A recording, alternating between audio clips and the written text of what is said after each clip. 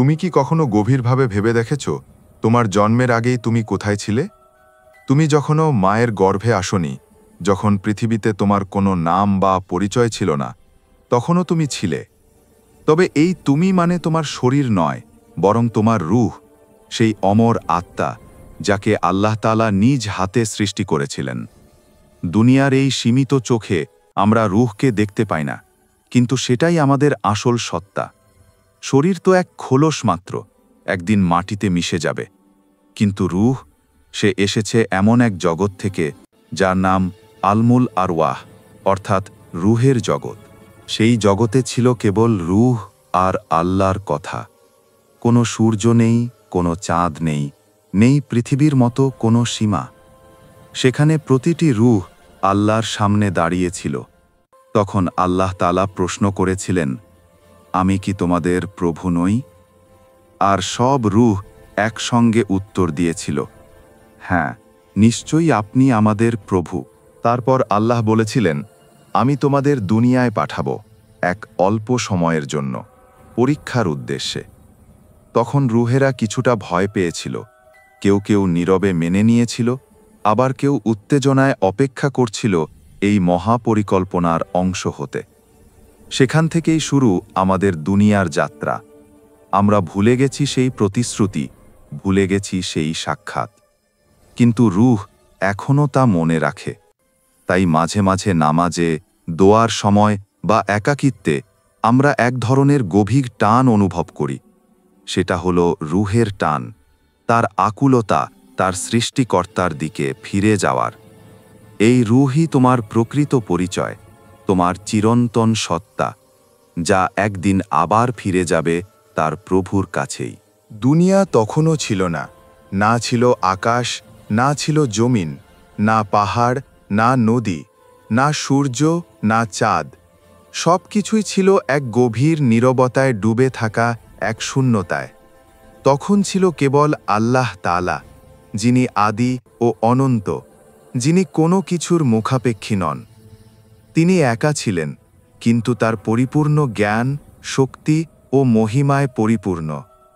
তারপর এক সময় আল্লাহ তাআলা ইচ্ছা করলেন এমন এক সৃষ্টির যারা শুধু তারই উপাসনা করবে, যাদের হৃদয়ে থাকবে জ্ঞানের আলো, ভালোবাসা ও পরীক্ষার দায়িত্ব। সেই মুহূর্তেই আল্লাহ আদেশ করলেন, হও।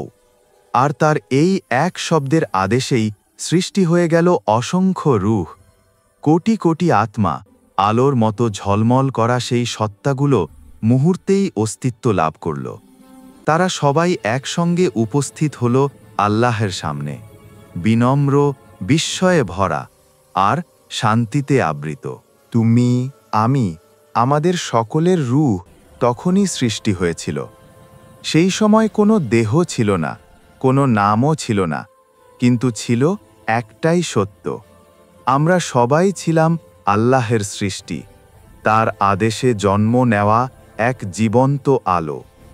সেই মুহূর্তেই শুরু হয়েছিল আমাদের অস্তিত্বের ইতিহাস, যা এখনও চলমান দুনিয়ার পর্দার আড়ালে। রূহের সেই প্রথম জন্ম ছিল পবিত্র, শান্ত ও অবর্ণনীয়। তখন থেকেই শুরু হলো আমাদের যাত্রা, আল্লাহের নিকট থেকে দুনিয়ার দিকে, তারপর আবার তার কাছেই ফিরে যাওয়ার পথ। সেই অদ্ভুত রহস্যময় মুহূর্তে কোটি কোটি রূহ আল্লাহর সামনে দাঁড়িয়েছিল। আলোর মতো ঝলমল করা সেই আত্মাগুলো তখনও জানত না দুনিয়ার নাম, জানত না সময় বা মৃত্যু কি জিনিস।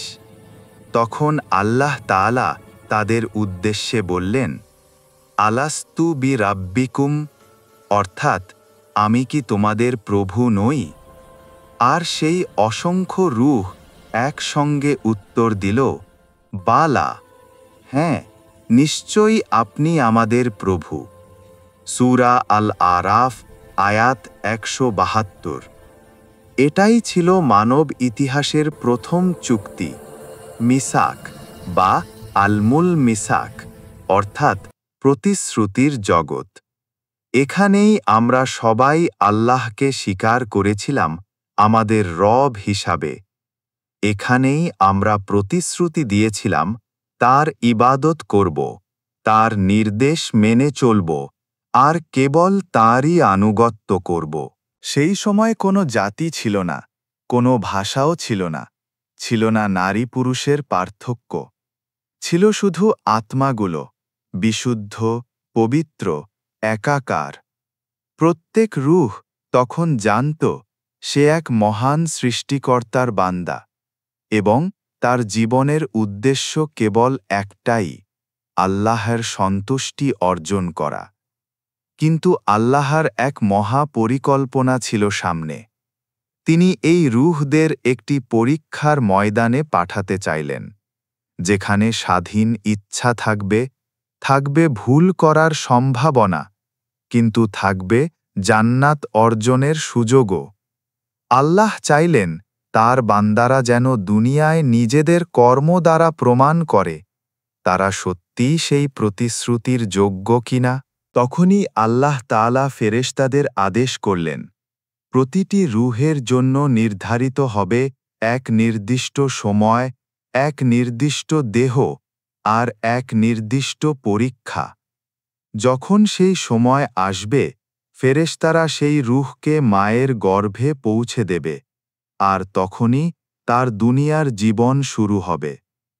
কিন্তু আল্লাহ জানতেন, দুনিয়ায় নামার পর মানুষ সেই প্রতিশ্রুতি ভুলে যাবে। তাই তিনি কোরআন নাজিল করলেন, নবীদের প্রেরণ করলেন, যাতে আমরা সেই ভুলে যাওয়া স্মৃতিকে আবার জাগিয়ে তুলতে পারি, যাতে আমরা বুঝতে পারি আমরা কোনো কাকতালীয় সত্তা নই, আমরা সেই আত্মাগুলোরই অংশ যারা একদিন আল্লাহের সামনে হ্যাঁ বলেছিল। ভেবে দেখো, এই মুহূর্তেও তোমার রূহ সেই স্মৃতিটা মনে রেখেছে। তুমি যখন নামাজে কান্না করো, কোরআনের আয়াতে মন কাঁপে, বা যখন একা বসে আকাশের দিকে তাকিয়ে গভীর কিছু অনুভব করো, এগুলো কেবল অনুভূতি নয়, এগুলো তোমার রূহের আকুলতা, যে আবার ফিরে যেতে চায় সেই জগতে যেখানে সে প্রথম হ্যাঁ বলেছিল। দুনিয়া হল পরীক্ষা, কিন্তু রূহের জগৎ ছিল চুক্তি। যে সেই প্রতিশ্রুতি মনে রাখবে, সে জান্নাতে ফিরে যাবে আল্লাহের সান্নিধ্যে। আর আল্লাহ একদিন তাকে বলবেন, ফিরে এসো হে শান্ত আত্মা, ফিরে এসো তোমার রবের দিকে। তিনি তোমার প্রতি সন্তুষ্ট, আর তুমিও তার প্রতি সন্তুষ্ট।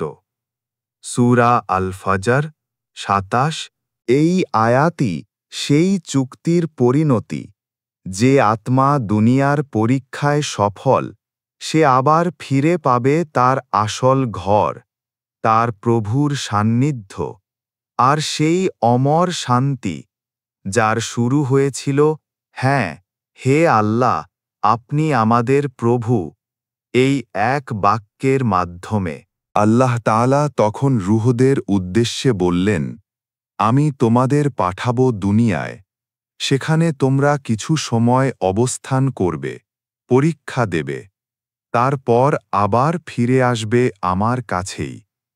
তোমাদের জীবনের প্রতিটি কাজ, প্রতিটি সিদ্ধান্ত নির্ধারণ করবে তোমাদের চূড়ান্ত গন্তব্য, জান্নাত বা জাহান্নাম।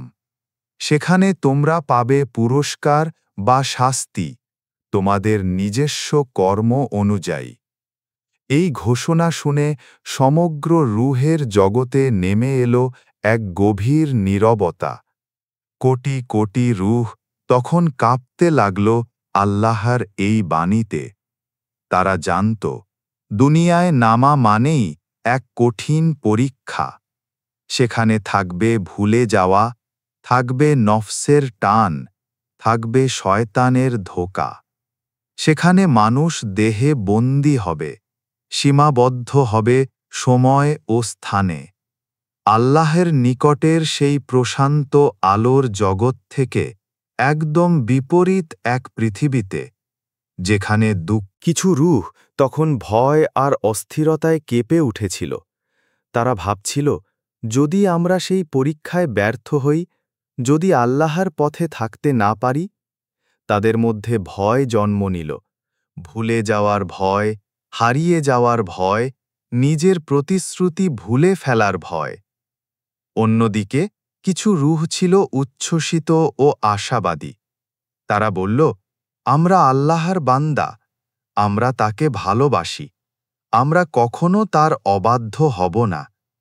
এই রুহেরা ছিল দৃঢ় বিশ্বাসে ভরা। তারা জানত, যত কষ্টই আসুক, যদি তারা ঈমান ধরে রাখে, তবে জান্নাত হবে তাদের শেষ ঠিকানা। তখন আল্লাহ তাআলা তাদের দিকে দয়ার দৃষ্টিতে তাকালেন। তিনি জানতেন, দুনিয়ায় কেউ সফল হবে, কেউ ব্যর্থ হবে, কিন্তু তার রহমত সীমাহীন। তাই তিনি পাঠাবেন নবী রাসূল, পাঠাবেন কিতাব, যাতে রুহেরা ভুলে গেলেও ফিরে আসতে পারে তার পথে। এইভাবেই শুরু হল দুনিয়ার পরীক্ষা। রুহের জগতে দেওয়া সেই প্রতিশ্রুতির বাস্তব রূপ নিতে শুরু করল সময়ের পর্দায়। তখন থেকেই নির্ধারিত হল কখন, কোথায়, কোন রুহ কোন পরিবারে জন্ম নেবে, কোন দেহে প্রবেশ করবে, আর কেমন জীবন যাপন করবে। প্রতিটি রুহের জন্য ঠিক করে দেওয়া হল এক নির্দিষ্ট সময়সীমা। কেউ বাঁচবে 20 বছর, কেউ 50, কেউ 80। কারো জীবন হবে শান্তির, কারো সংগ্রামের। কিন্তু সবার জন্য একটাই নিয়ম, দুনিয়া হবে পরীক্ষা, আর ফিরে আসবে সেই অমর আলোকময় জগতে, যেখানে সব শুরু হয়েছিল আল্লাহর সেই বাণী দিয়ে, আমি তোমাদের প্রভু। এরপর আল্লাহ তাআলা তার মহাশক্তিধর ফেরেশতাদের আদেশ দিলেন, প্রত্যেক রুহের জন্য আমি নির্ধারণ করেছি এক নির্দিষ্ট সময়, এক নির্দিষ্ট দেহ, এক নির্দিষ্ট জীবন। যখন সেই সময় আসবে, তখন তাকে পৃথিবীতে পাঠিয়ে দাও। তখন ফেরেশতারা সেই মহান আদেশ পালন করতে শুরু করল। প্রতিটি রুহের জন্য আল্লাহ লিখে দিলেন তার নিয়তি, কোন মায়ের গর্ভে সে প্রবেশ করবে, কোন দেশে জন্ম নেবে, তার জীবন কেমন হবে, কতদিন সে বাঁচবে, এমনকি কখন এবং কিভাবে তার মৃত্যু হবে। সবকিছুই নির্ধারিত হল আল্লাহর ইলমে, নিখুঁতভাবে। যখন কোনো মায়ের গর্ভে ভ্রূণ 4 মাস পূর্ণ হয়, আল্লাহর আদেশে এক ফেরেশতা এসে সেই গর্ভে রূহ প্রবেশ করিয়ে দেয়। সেই মুহূর্তেই সৃষ্টি হয় নতুন জীবন। একটি হৃদয় প্রথমবারের মতো স্পন্দিত হয়, একটি আত্মা পায় দেহের আশ্রয়। এভাবেই শুরু হয় এক রুহের দুনিয়ার যাত্রা। সে এখন মানুষের রূপে জন্ম নিতে চলেছে, যে একসময় ছিল আল্লাহর সান্নিধ্যে, এক পবিত্র জগতে। এখন সে আসছে এমন এক স্থানে, যেখানে সময়ের বাঁধন আছে, মৃত্যু আছে, ভুল আছে, আর আছে পরীক্ষা। তুমি, আমরা সবাই একসময় ছিলাম সেই অসীম শান্ত রুহের জগতে। সেখানে কোনো ভয় ছিল না, কোনো ক্ষুধা ছিল না, না ছিল দিন রাত, না ছিল সময়ের প্রবাহ। ছিল কেবল আল্লাহ। কিন্তু এখন আমরা দেহে বন্দী, এই দুনিয়ার সীমিততায় আবদ্ধ। রূহ চায় আল্লাহর দিকে ফিরে যেতে, কিন্তু দুনিয়ার মোহ তাকে টানে অন্যদিকে। তবু রূহের গভীরে এখনো বাজে সেই পুরনো ডাক, আমি এসেছিলাম আল্লাহর কাছ থেকে, আর একদিন ফিরে যাব তার দিকেই। এটাই জীবনের সত্য। আমরা এসেছি এক চিরন্তন জগৎ থেকে, আর একদিন আমরা সবাই ফিরে যাব সেই জগতে, আমাদের প্রভুর কাছে, যিনি বলেছিলেন, আমি তোমাদের প্রভু। দুনিয়ার জীবনে যখন তুমি নামাজে দাঁড়াও, কখনো কি মনে হয় হৃদয়ের গভীরে কিছু একটা নড়ছে? যেন অজানা কোনো টান, এক অদৃশ্য কাঁপন। সেটা তোমার শরীর নয়, তোমার রূহ, যে একসময় ছিল আল্লাহের সান্নিধ্যে, এখন দুনিয়ার দেহে বন্দী, আর সেই পুরনো ভালোবাসার জগতে ফিরে যেতে চায়। যখন তুমি সিজদায় কপাল রাখো, তোমার রূহ যেন চিনে ফেলে সেই অবস্থান। রূহ কোনো সাধারণ সৃষ্টি নয়। হাদিসে বর্ণিত আছে, রূহ হল আল্লাহর আদেশের এক নিদর্শন, যা তিনি নিজ হাতে সৃষ্টি করেছেন, এবং যার ভেতরে আছে তার রহমত, ভালোবাসা আর নূরের ছোঁয়া। তাই যখন তুমি আল্লাহের পথে ফিরে আসো, তোমার রূহ যেন শান্ত হয়ে যায়, যেন দীর্ঘদিনের বিচ্ছেদের পর প্রিয়জনের কাছে ফিরে এসেছে।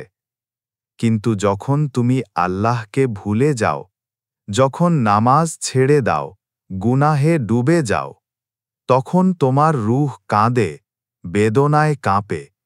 সে চেষ্টা করে তোমাকে মনে করিয়ে দিতে, তুমি এই দুনিয়ার জন্য না, তুমি এসেছিলে এক চিরন্তন উদ্দেশ্যে।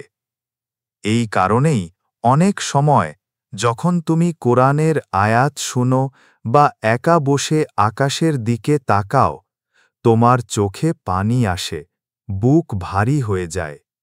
এটা কোনো সাধারণ অনুভূতি নয়, এটা তোমার রুহের শান্তি একটাই জায়গায়, আল্লাহর স্মরণে।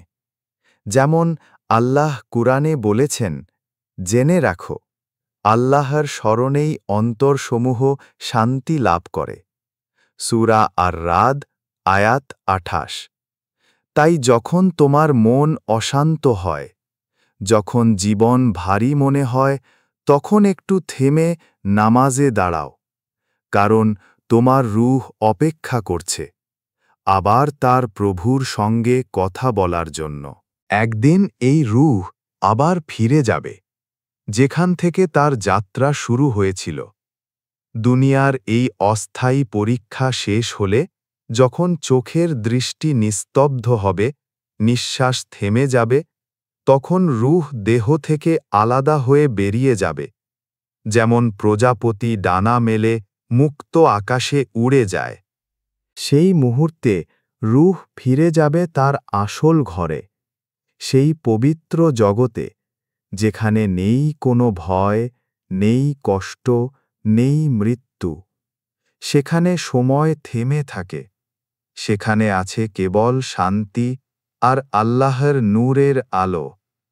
যে রূহ দুনিয়ায় আল্লাহর পথে থেকেছে, যে নামাজ পড়েছে, পাপ থেকে দূরে থেকেছে, যে চোখ আল্লাহর ভয় ও ভালোবাসায় কেঁদেছে, তার জন্য অপেক্ষা করবে ফেরেশতারা, যাদের মুখমণ্ডল ঝলমল করবে জান্নাতের আলোর মতো। তারা এসে বলবে, হে পবিত্র রূহ, বেরিয়ে আসো আল্লাহর রহমত ও সন্তুষ্টির দিকে। তারপর সেই রূহকে স্বর্গের সুবাসে মোড়া এক যাত্রায় নিয়ে যাওয়া হবে। আল্লাহ তখন বলবেন, ফিরে এসো, হে শান্ত আত্মা, ফিরে এসো তোমার প্রভুর দিকে। তিনি তোমার প্রতি সন্তুষ্ট, আর তুমিও তার প্রতি সন্তুষ্ট। প্রবেশ করো আমার জান্নাতে। সূরা আল ফজর, আয়াত ২৭-৩০। এই বাক্যই হবে রূহের জীবনের সবচেয়ে সুন্দর মুহূর্ত। দুনিয়ার সব কষ্ট, সব পরীক্ষা, সব ভয় তখন মিলিয়ে যাবে এক শান্তির ঢেউয়ে।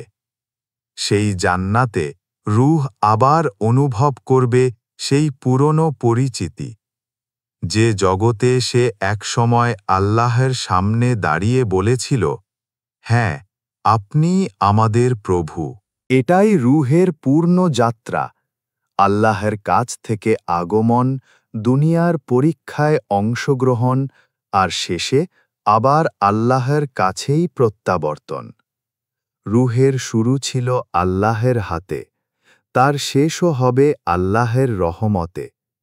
যে রূহ এই দুনিয়ায় আল্লাহর কথা স্মরণে রেখেছে, তার জন্য অপেক্ষা করছে এক চিরন্তন বিশ্রাম, যেখানে নেই কান্না, নেই অস্থিরতা, নেই বিচ্ছেদ। শুধু থাকবে আল্লাহের কৃপা, আল্লাহের সান্নিধ্য আর সেই অনন্ত শান্তি, যেখানে রূহ অবশেষে বলবে, এটাই আমার ঘর, আমি ফিরে এসেছি।